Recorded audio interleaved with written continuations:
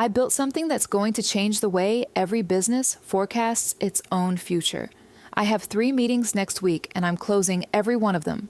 That's what my brother said, standing 30 feet from a lake, beer in one hand, the other hand cutting the air like he was on a stage. 4th of July, fairy lights strung along the dock. A flag, hanging still in the dead heat. 40 people milling around with paper plates and iced tea, and Dustin Prescott, 28 years old, was pitching stolen software to a circle of people who didn't know any better, except one of them did. I didn't scream. I didn't cry. I didn't say a word that night. I drove home, sat at my kitchen table in the dark, and opened a laptop that would tell me everything I needed to know. But I'll get to that. Let me go back to where this started. I'm Fiona Prescott. I'm 32. I live in Austin, Texas. I've never been married. I don't have kids. What I have is a company called Prescott Analytics. It's a SaaS platform, software as a service, built around a predictive analytics engine I designed from scratch. It helps businesses forecast revenue, churn, inventory demand, anything with a pattern. I wrote the first line of code 4 years ago in a spare bedroom. I converted into an office, and I funded every dollar of development myself. Consulting income, personal savings, 4 years, $94,000 of my own money. Nobody in my family gave me a cent. My parents are Hank and Lorraine Prescott. Dad is 61, retired contractor. Mom is 59. She's the kind of woman who runs the house like a small government. She knows where every dollar goes. She decides who gets invited to what, and she has never once asked me what my company does. To her, I'm playing on computers. That's the phrase, playing on computers. She said it at Thanksgiving. She said it on the phone. She said it to a neighbor once while I was standing in the driveway loading groceries into my car. Playing on computers. My brother Dustin is 28, 4 years younger than me. He is, and has always been, the center of the family's attention. Not because of what he's accomplished, because of what they believe he's about to accomplish. It's been that way since we were kids. Dustin was the one who got the new cleats. Dustin was the one who got the graduation party with 60 guests and a catered dinner.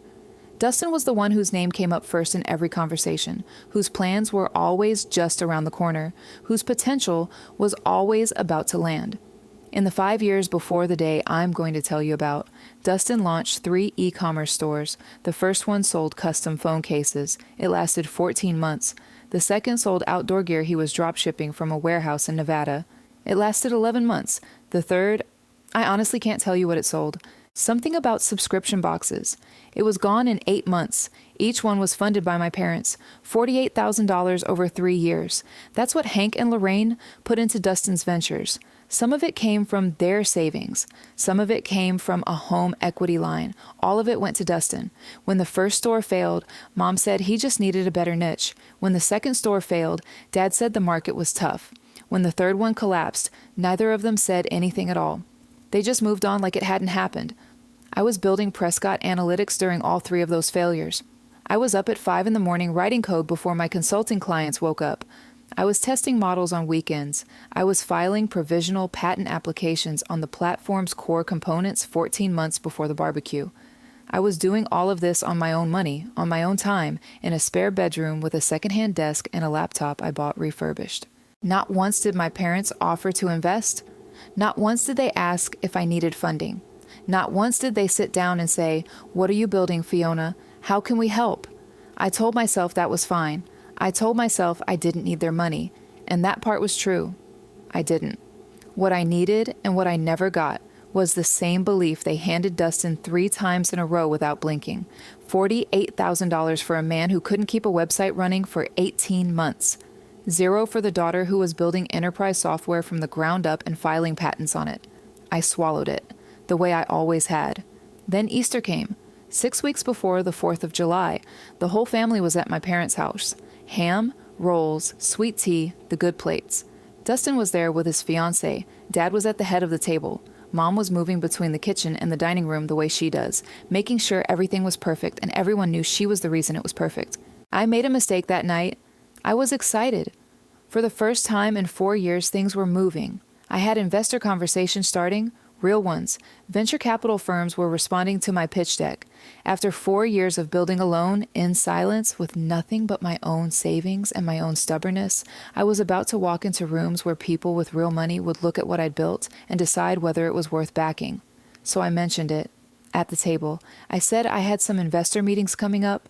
I said the platform was ready. I said things were looking promising. Mom nodded the way she nods when I talk about work, polite, distant, the same way you'd nod at a stranger describing a hobby you don't understand. Dad chewed his food and said, "That's good, sweetheart." He didn't ask a single follow-up question, not one. But Dustin went quiet. I noticed it, the way his fork slowed, the way his eyes shifted. He didn't ask me anything either, but his silence was different from my parents'. It wasn't disinterest, it was attention. Focused, careful attention, the kind of quiet that comes when someone is listening for specific information. I registered it, and then I dismissed it. Because he was my brother. Because I had spent 32 years telling myself that whatever Dustin did, whatever he got, whatever he was handed, he was still family. And family didn't steal from each other. 2 weeks before the 4th of July, James Callister signed the term sheet, $3,400,000, Series A. The money that would take Prescott Analytics from a one-woman operation with a single engineer to a real company with a real future. I'd been working toward that number for 4 years. Callister's firm had done their due diligence. They'd reviewed the patent filings, the technical architecture, the market positioning, the revenue projections. They'd seen Rachel Ward's contributions to the code base. They knew what they were investing in. Rachel Ward. I need to tell you about Rachel. Rachel is 29. She was my first full-time hire, my first real engineer. She came on 2 years before the barbecue at a salary of $62,000 a year. Her market rate was $105,000. She knew that. I knew that. The gap was $43,000 a year, and over 2 years, that added up to $86,000 in compensation she walked away from. She did it for 8% equity. She believed in what we were building.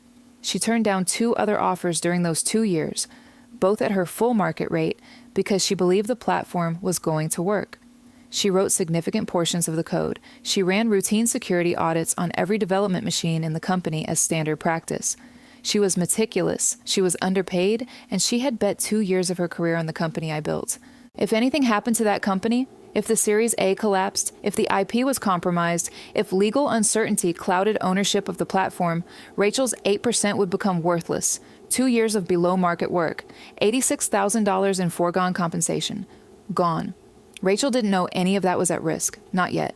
June 19th, a Friday. I was in Dallas for a client demonstration. My calendar was documented. My travel was booked. I was 200 miles from my home in Austin. At 1:34 p.m., someone logged into my development machine.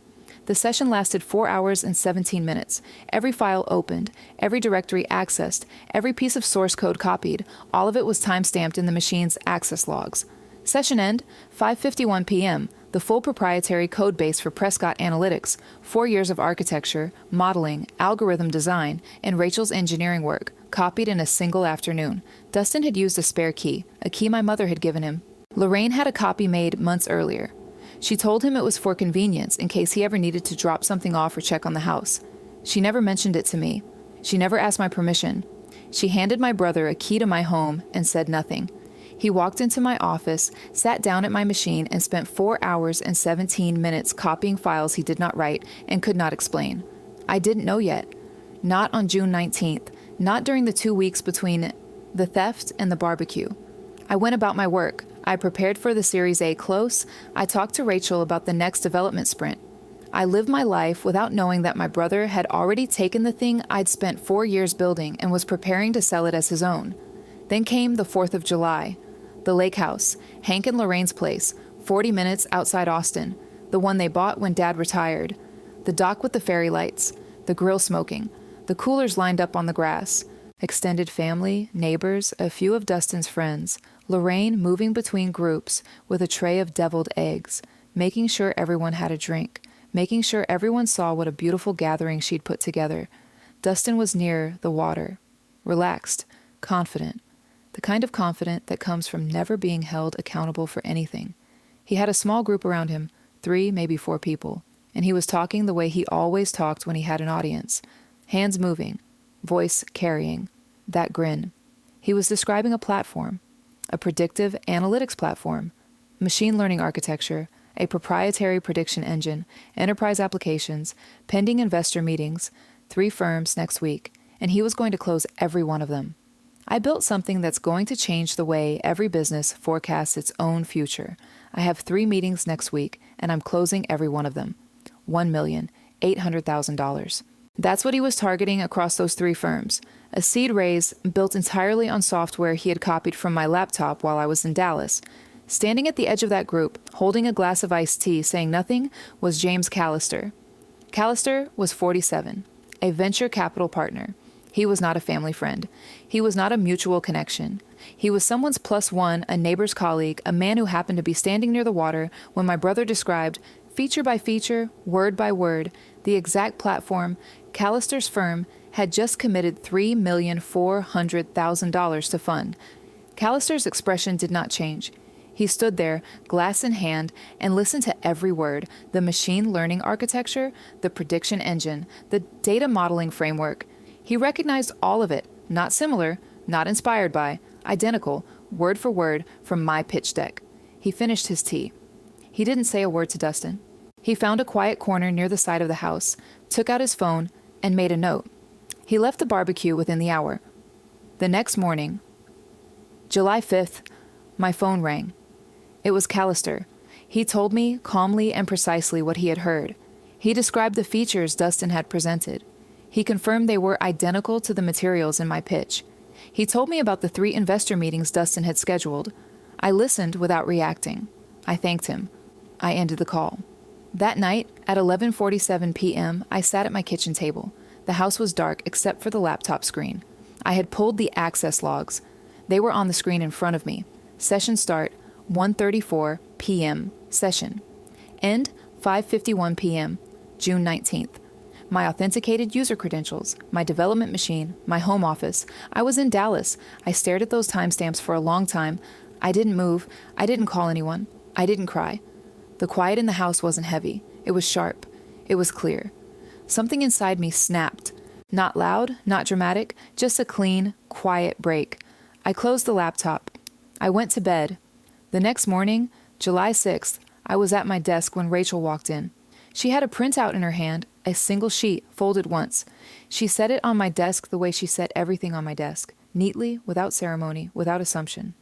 "I don't know what this is," she said, "but you should look at it." It was a security audit report. Rachel ran them routinely on all development machines. It was standard practice, something she'd been doing since her first week. The report had flagged an unrecognized session on my machine.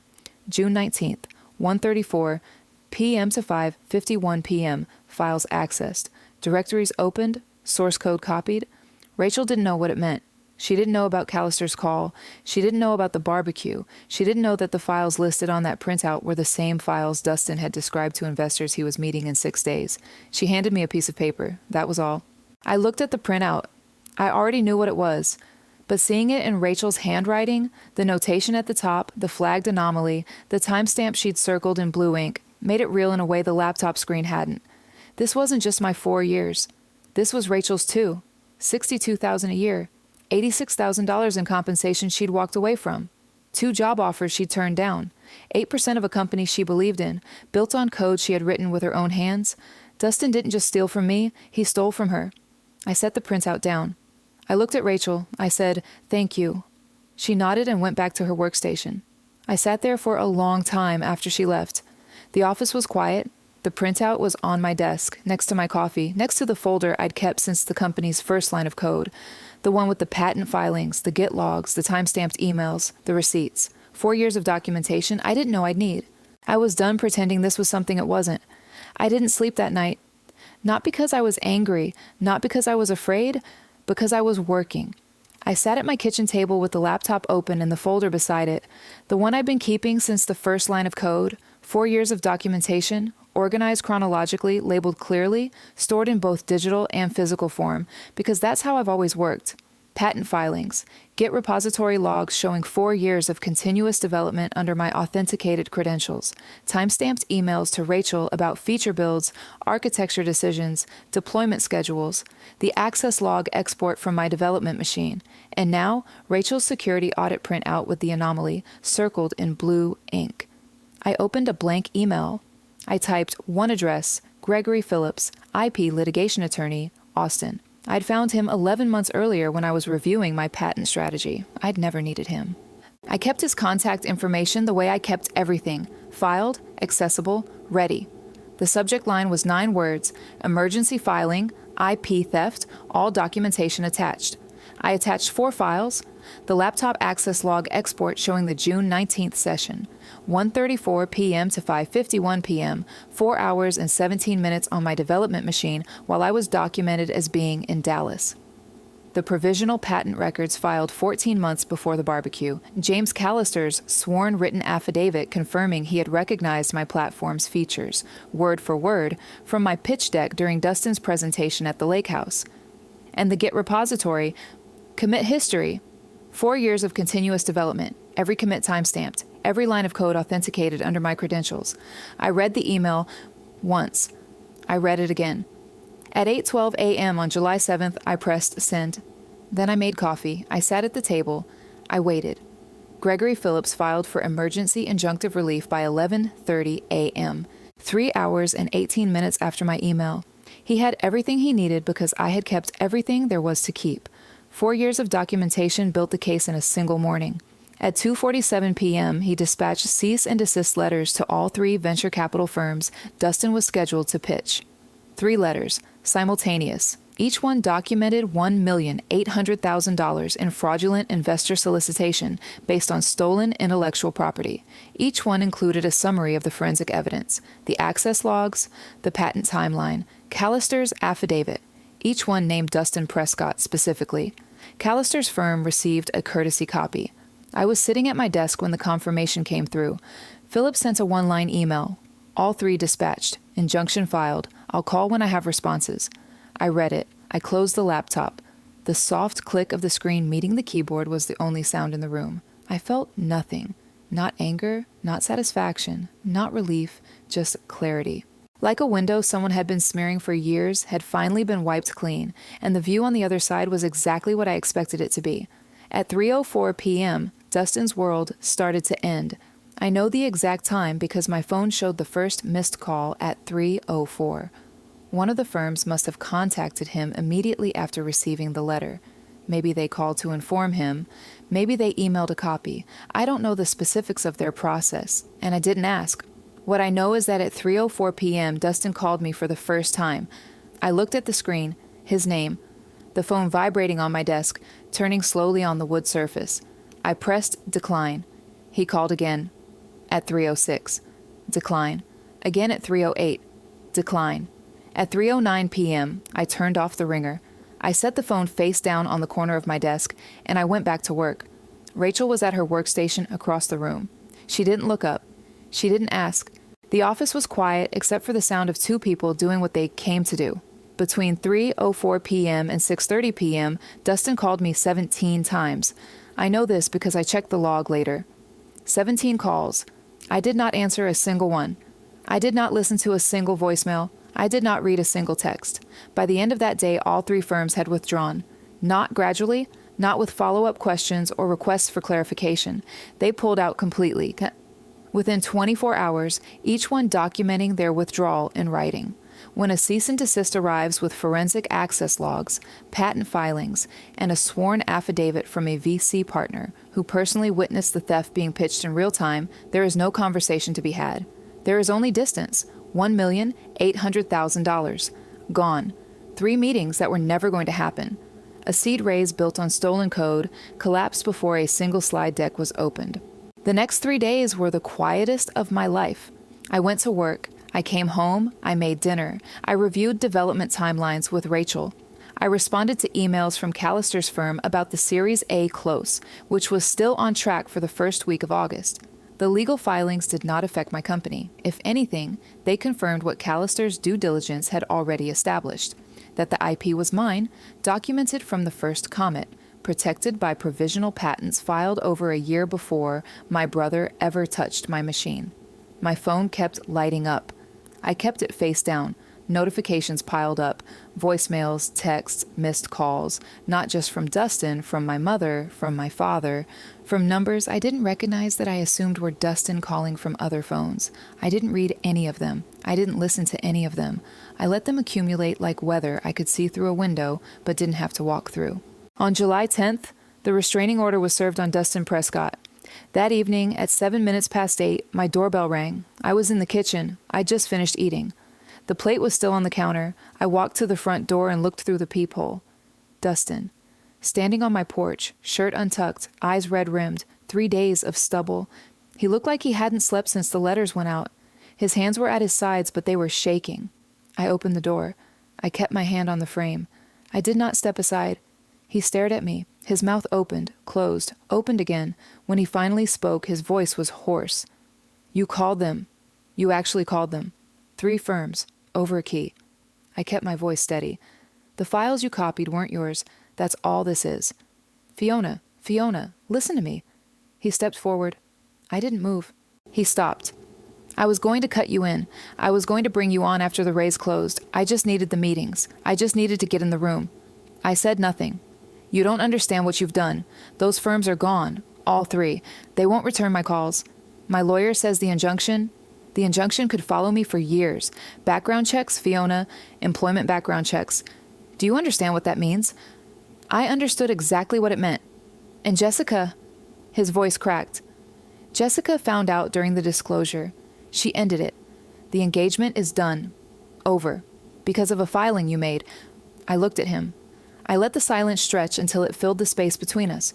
You came into my home on June 19th, I said. You used a key Mom gave you without telling me. You sat at my machine for 4 hours and 17 minutes and copied every file I've built over 4 years. You copied Rachel's work. You copied patented architecture, and you walked into investor meetings and called it yours. He opened his mouth. I don't have anything to say to you, Dustin. Fiona, please. I'm your brother. We can work this out. Talk to your lawyer. Tell him to pull the filings. I'll sign whatever you want. I'll admit it was yours. Just call them back. Call the firms back. No. Mom and Dad co-signed a loan for me, $37,000. If I can't service it, if I default, their credit is destroyed. You know that. You know what that does to them. They gave you a key to my house. They funded 3 businesses that failed. They gave you $48,000 and gave me nothing. They knew what you were, and they handed you the means to do this. His eyes went wide, not at the words, at the tone, even and flat and final. You're killing me, he whispered. You're killing my whole life. You did that on June 19th at 1:34 p.m. He stood there. His hands hung at his sides. His breathing was shallow and uneven. He looked at me the way people look at a locked door they've just realized they'll never walk through again. I stepped back. I put my hand on the door. Don't come here again, I said. The restraining order was served this morning. If you come back, I'll call the police. The door closed. No slam. Just the quiet click of the lock sliding into place. I stood in the hallway for a moment. The house was silent. The porch light cast a pale rectangle through the frosted glass beside the door. I heard his footsteps, slow, uneven, moving down the front walk. A car door opened and closed. The engine turned over. He pulled away. I walked to the kitchen. I washed my plate. I dried it and put it away. I wiped down the counter. I turned off the kitchen light. Then I sat in the dark for a very long time, and I felt something I hadn't felt in years. Not anger, not sadness, not triumph. Peace. Clean and sharp and absolute, like the first breath. After surfacing from water you didn't realize was pulling you under. I went through my phone. I blocked Dustin's number. I blocked my mother's number. I blocked my father's number. I blocked every unrecognized number that had called in the last 3 days. I removed myself from the family group chat. I deleted voicemails without listening. I archived emails without reading. I didn't do it in anger. I did it in clarity. When I was done, I set the phone on the counter, screen down, and I went to bed. I slept through the night for the first time since June. 2 days after I closed the door on Dustin, my mother called from a number I didn't recognize. A neighbor's phone, I assumed. I picked up without thinking. Her voice came through before I could hang up. Fiona, this has gone far enough. Your brother made a mistake. People make mistakes. You're going to ruin this family over a computer program. I listened. I didn't interrupt. Your father and I co-signed that loan. $37,000. If Dustin can't pay it back, that falls on us. You know that. You know what you're doing to us. I stayed quiet, letting her continue. You could have handled this privately. You could have talked to him. Instead, you sent lawyers after your own brother. You got a restraining order against your own flesh and blood. And for what? Code? It's just code, Fiona. I let the silence sit for 3 full seconds after she finished. The key, I said. What? You gave him a key to my home. You had a copy made. You never told me. You never asked. He used it to walk into my office and copy 4 years of my work and my engineer's work. And you handed him the way in. That was just in case he needed to drop something off. It wasn't. I didn't know he was going to. You gave him a key to my home. She was quiet. Don't call me again, Mom. I ended the call. I blocked the neighbor's number. I set the phone down and didn't pick it up again until morning. That was the last conversation I had with either of my parents for a very long time. The weeks that followed were the simplest I had lived through in years. I went to work. I came home. I reviewed development timelines with Rachel. I responded to emails about the Series A close. I did not attend the family mediation session my parents scheduled in September.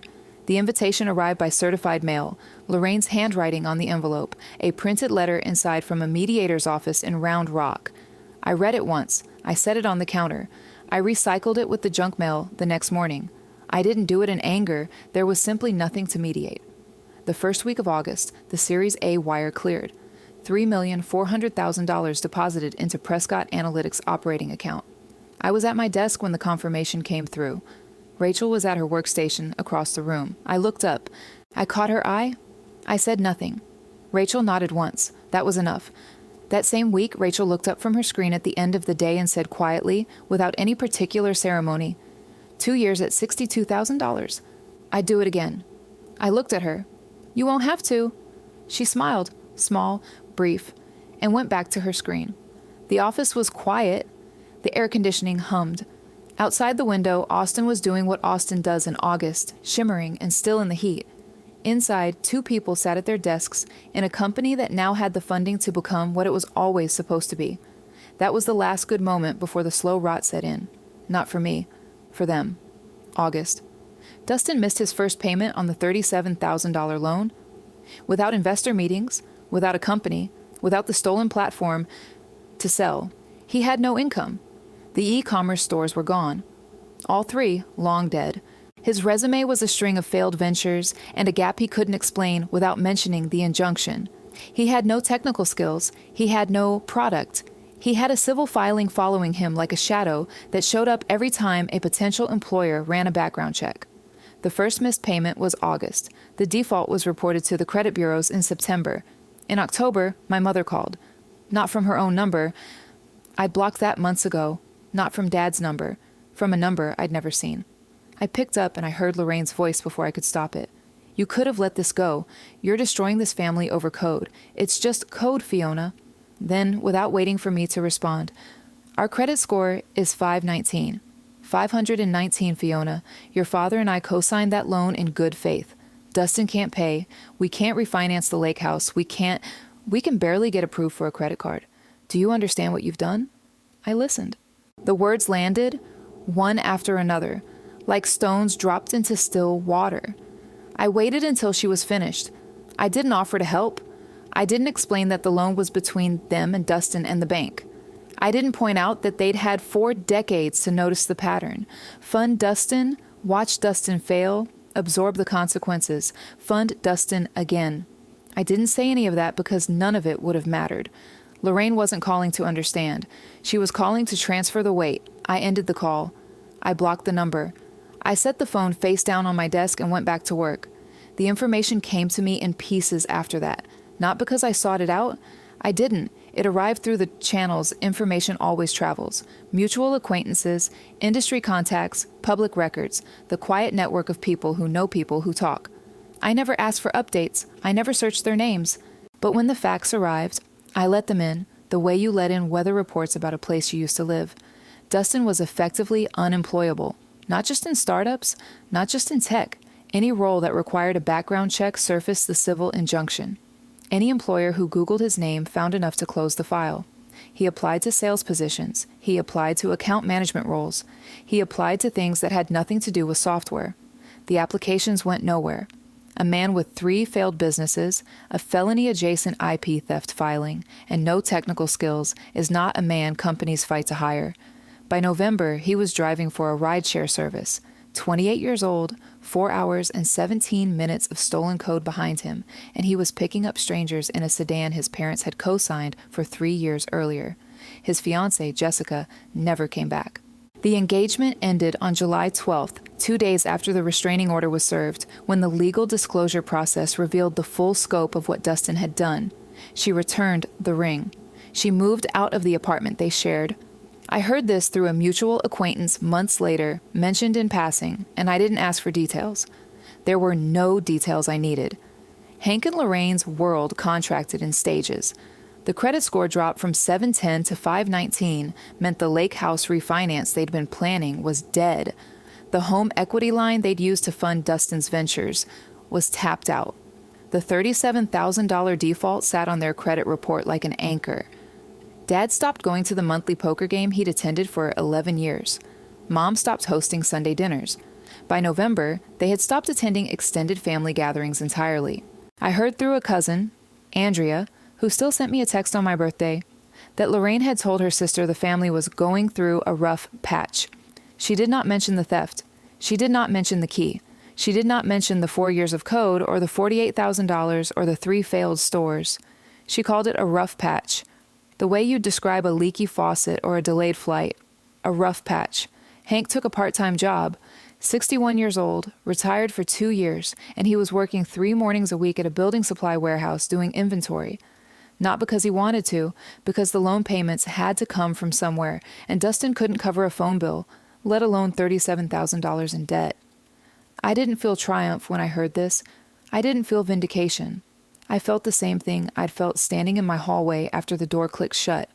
A flat, even stillness. The consequences weren't mine.